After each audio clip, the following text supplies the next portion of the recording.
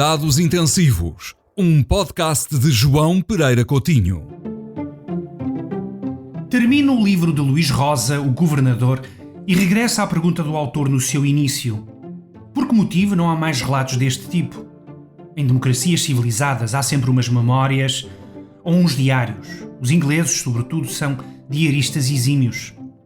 Só que essas democracias não são apenas mais civilizadas, são também mais ricas. Isso significa que é possível detonar pontes sem temer a solidão da ilha. Em países pequenos e pobres como o nosso, arrisca-se muito mais na escrita livre. Não apenas para o próprio, mas para a descendência do próprio. Como diria Machado de Assis, ninguém quer deixar aos seus o legado da sua miséria, ou pior ainda, da miséria dos outros.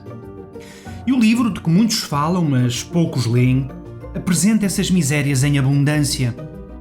Falou-se muito das alegadas pressões de António Costa sobre o ex-governador do Banco de Portugal por causa de Isabel dos Santos. Já lá vou. Mas como ignorar o espantoso retrato que Luís Rosa e Carlos Costa nos deixam sobre um mundo de irrealidade em que vivia José Sócrates antes do chumbo do PEC 4? Que o ex-primeiro-ministro continua a defender esse salvífico programa contra o golpismo da direita, eu entendo. Só não entendo os infelizes que ainda engolem essa sopa turva. Depois de lerem este livro e as explicações de Carlos Costa sobre as insuficiências do PEC 4, não haverá mais desculpas para tamanha alienação. Mas a escassez de livros deste tipo não se explica apenas pela exiguidade do país.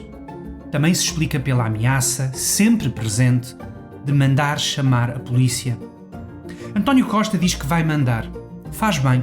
Será com certeza interessante ouvir a sua versão dos factos em confronto com a versão de Carlos Costa, segundo a qual o primeiro-ministro lhe terá dito: não se pode tratar mal a filha do presidente de um país amigo de Portugal.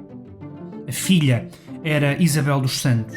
Estava em causa o seu afastamento da administração do BIC. Quando sabemos que a senhora tem hoje um mandato de captura internacional por suspeitas de crimes que vão daqui até à Lua, as palavras do primeiro-ministro, a serem verdade, têm a sua piada. Como tem a sua piada a mensagem recente que, segundo Carlos Costa, o primeiro-ministro lhe enviou. O afastamento era apenas inoportuno, terá dito António Costa, embora não se perceba porquê ou para quem. Seria inoportuno porque ficar no BIC era o prémio de consolação pelo afastamento do BPI? Ou seria inoportuno porque o regime angolano não iria gostar? Mistério. Em qualquer dos casos, e a confirmar-se a mensagem, a interferência abusiva do governo na estrita esfera de ação do Banco de Portugal permaneceria igual.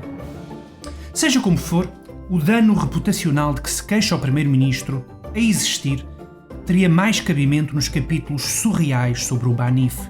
Eu, pelo menos, tive que os ler 2 vezes só para ter a certeza de que não estava a alucinar. Em termos simples, o livro conta a forma como António Costa, pouco depois de tomar posse, resolveu enviar uma carta às instituições europeias para as informar de que o sistema financeiro português estava pior do que se imaginava. O Banif, nessa carta, encontrar-se-ia até em situação de pré-resolução.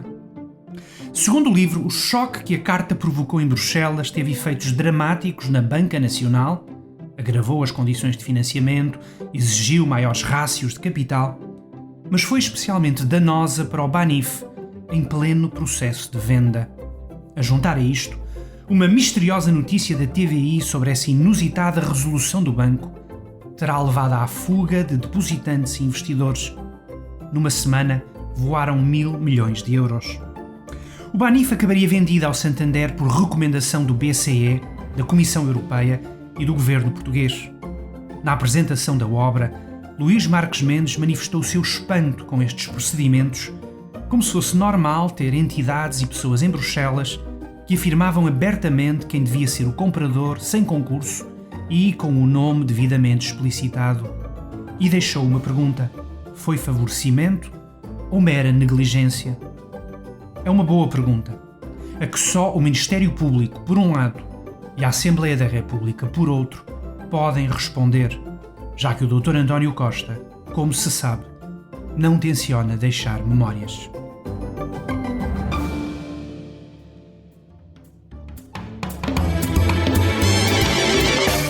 Cuidados Intensivos, um podcast de João Pereira Coutinho.